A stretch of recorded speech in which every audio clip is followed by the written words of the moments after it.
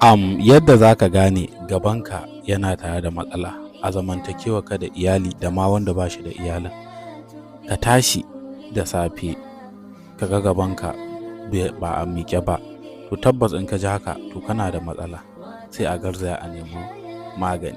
Ko kuma ka kwanta bacci kai mafarkin ka sadu da mace, ka falka daga baccin ka ga gabanka ba a miƙe ba, alhaji tabbas wannan kana da matsala, a tashi a nemo magani.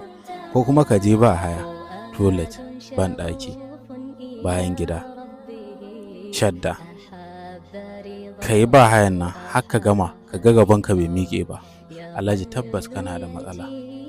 Duk wanda ya san yana da wannan matsalar ya ɗauki number mu a profile mu magana, za mu ba shi ingantaccen product wanda zai amfani da shi ya samu afuwa gaban shaidawa daidai yanda yake.